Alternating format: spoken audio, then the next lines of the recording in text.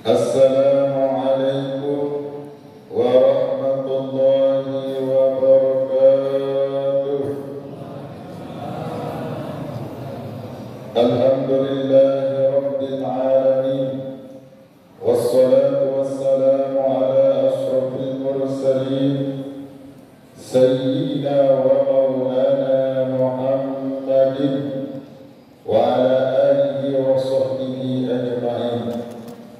Allahumma aslih ummata Muhammadin sallallahu alaihi wasallam wa barik an ummati Muhammadin sallallahu alaihi wasallam warham ummata Muhammadin sallallahu alaihi wasallam wanshur wahfadhu ayyuhal muqaddamin fil alamin bihaqqi Muhammadin sallallahu alaihi wasallam. Rabbi shrah li sadri wa yassir li amri wahlul 'uqdatam min lisani yafqahu qawli. Shadaqallahul 'azim. Tidak henti-hentinya kita senantiasa memanjatkan rasa syukur kehadirat Allah Subhanahu wa taala atas segala limpahan nikmat yang kita rasakan, nikmat kehidupan, nikmat Islam, nikmat iman.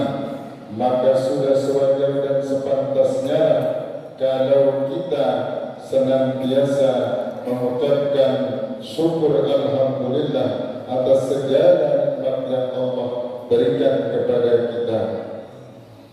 Salawat beserta salam senantiasa kita haturkan kepada baginda alam junjungan umat Islam, baginda Rasul Muhammad sallallahu alaihi wasallam, yang tentunya punya peran besar yang merubah peradaban jahiliyah menuju peradaban Islamiyah.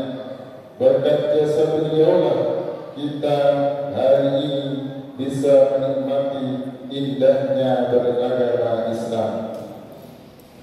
Bapak Ibu yang sama-sama dimuliakan oleh Allah Subhanahu wa taala, keberadaan orang tua amatlah vital dalam kehidupan kita sehari-hari.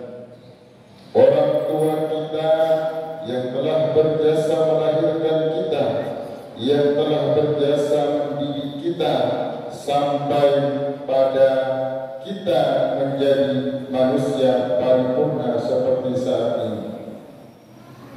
Karena itu wajar dan sudah semestinya lah sebagai seorang anak, maka Allah perintahkan kepada anak-anak untuk senantiasa berbakti kepada kedua orang tuanya, terutama ibunya yang telah mengandungnya dalam keadaan lemah bertambah lemah. Banyak ayat Al-Quran yang mengisyaratkan kita sebagai seorang anak punya kewajiban untuk berbuat baik atau berbakti kepada kedua orang tua kita. Dan banyak ayat-ayat yang melarang kita untuk durhaka kepada keduanya. Bahkan Allah Subhanahu wa taala menegaskan, setelah kita bersyukur kepada Allah, maka yang kedua kita wajib bersyukur kepada kedua orang tua kita. Karena posisi orang tua itu sangatlah vital dan sentral di dalam kehidupan kita sehari-hari. Tanpa wasilah mereka, mungkin saya, saudara, tidak akan bisa berdiri di hadapan saudara-saudara. Tanpa wasilah orang tua kita, maka kita tidak akan bisa menjadi manusia paripurna. Maka wajib hukumnya kita berbakti kepada kedua orang tua kita.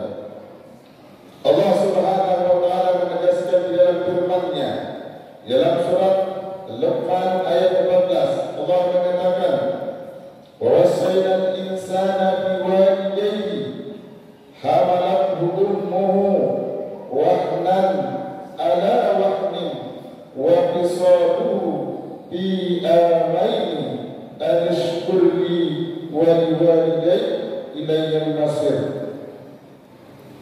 Kami perintahkan kepada manusia untuk berbakti, berbuat baik kepada kedua orang tuanya, ibunya yang telah mengandungnya dalam keadaan lemah bertambah lemah dan telah menyapihnya selama 2 tahun. Bersyukurlah kepadaku, kata Allah, dan kepada kedua orang tuamu, maka kepadakulah kembali. Wa wassaynal insan, maka kami perintahkan kepada manusia untuk berbuat baik kepada kedua orang tua. Perintah Allah. Maka kandungan ayat ini yang pertama adalah perintah kita berbakti kepada kedua orang tua kita. Lalu bagaimana cara kita berbakti kepada orang tua kita? 1. Taati segala perintah nasihat kedua orang tua kita selama perintah dan nasihat itu tidak untuk mempersekutukan Allah Subhanahu wa taala. Wajib hukumnya kita taati perintahnya. Nak berangkat kau sholat, nak berangkat kau mengaji, nak berangkat kau menuntut ilmu, maka jangan sekali-kali langgar perintah itu. Selama perintah itu adalah perintah kebaikan, haram hukumnya kita menolak. Wajib hukumnya kita menaati perintah orang tua tatkala orang tua memerintahkan untuk kebaikan, kecuali kalau perintahnya untuk bermaksiat kepada Allah, maka boleh kita menolak perintah itu. Selama perintahnya untuk kebaikan, maka wajib hukumnya kita mengikuti perintah kedua orang tua kita. Yang pertama. Yang kedua, cara kita berbakti kepada kedua orang tua kita adalah senantiasa merawatnya dengan penuh kesabaran dan keikhlasan tatkala orang tua kita sudah tua renta dan pikun. Wajib kita memeliharanya dengan penuh keikhlasan dan kesabaran. Siapa lagi yang akan merawatnya kalau bukan kita? Orang lain tidak akan mungkin merawatnya, karena di usia senjanya, di usia tuanya, dia butuh perhatian yang penuh dari anak-anaknya. Sebagaimana dulu mereka memelihara kita tatkala kita kecil dengan penuh kasih sayang, maka saat mereka sudah tua dan renta, perilaku bagi itu akan kembali kepada kedua orang tua kita. Maka kita punya kewajiban untuk merawatnya dengan penuh keikhlasan dan kesabaran. Jangan sampai kemudian orang tua kita titip di panti asuhan. Jangan sampai orang tua kita titipkan di panti jompo. Bahkan orang tua kita biarkan dia menggelandang di jalanan. Na'udzubillah summa na'udzubillah. Alangkah tidak eloknya kalau itu kita lakukan. Ibu kita yang sudah mengandung kita 9 bulan 10 hari dengan berjuang nyawa melahirkan kita. Sakit dia tidak rasakan sakit kepinginnya melihat anaknya yang lahir.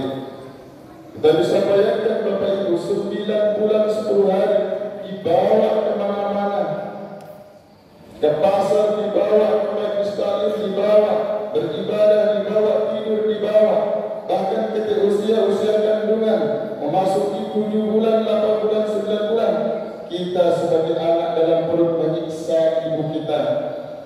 Tidur kesusahan, tidur ke kanan tidak bisa, ke kiri tidak bisa, terentang apalagi, tengkurap apalagi, sangat menyusahkan kita ketika dalam kandungan. Begitu kita lahir pun ternyata kita masih menyusahkan orang tua kita, terutama ibu kita. Beliau sakit kita, bayangkan menyatu kita selama 2 tahun berturut-turut. Dia berikan kita ASI dengan harapan ASI yang diberikan kepada kita itu akan mengenyangkan kita. Lalu ketika mereka sudah tua dan renta, tegakah kemudian kita menelantarkan mereka di jalanan? Tegakah kita kemudian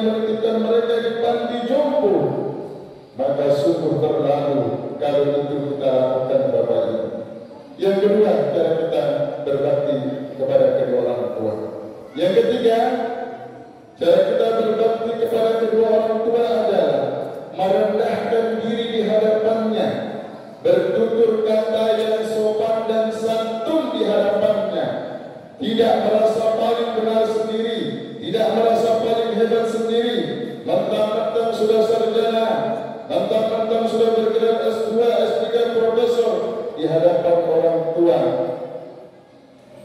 Mentang-mentang tidak boleh kita lakukan. Setinggi apapun derajat kita, setinggi apapun pangkat dan jabatan kita, setinggi apapun gelar kita, kita adalah tetap anak di mata orang tua kita. Maka rendahkanlah diri kita, perhalus bahasa kita. Ketika kita berdialog dengan mereka, dialoglah dengan bahasa yang sopan dan santun. Beri dia kasih sayang yang penuh, sebagaimana kita memberikan kasih sayang kepada anak-anak kita. Demikian juga dulu ketika orang tua kita merawat kita masih kecil, beliau memberikan kasih sayang yang penuh kepada kita. Maka sudah sepantas dan sewajarnya lah kalau saat dia tua dan renta, kita berikan kasih sayang yang sepenuh-penuhnya pada kedua orang tua kita. Bapak Ibu yang sama-sama dimuliakan oleh Allah Subhanahu wa taala. Kemudian cara kita berbakti yang keempat kepada kedua orang tua kita adalah rela berkorban untuk kedua orang tua kita. Apapun yang diminta orang tua kita, selama kita mampu, maka jangan pernah tolak permintaannya itu. Selama kita mampu, berikan apa yang diinginkan. Kalau perlu Bapak Ibu kita yang nawarkan, Bapak Ibu mau makan apa, Bapak Ibu mau beli apa, tawarkan kepada orang tua kita. Boleh jadi orang tua kita malu meminta kepada kita karena ada istri kita.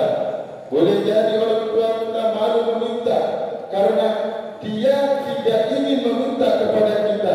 Maka kita sebagai seorang anak selayaknya menawarkan hal-hal yang perlu kita tawarkan kepada kedua orang tua kita sebagai bentuk balas jasa kita, karena jerih payah kedua orang tua kita bisa sampai posisi sampai hari ini.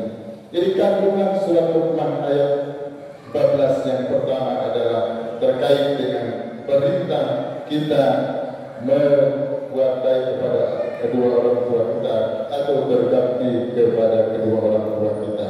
Masih ada 3 kandungan, insya Allah akan kita sambung besok subuh. Mudah-mudahan ada manfaatnya. Kurang dan lebihnya mohon maaf. Akhir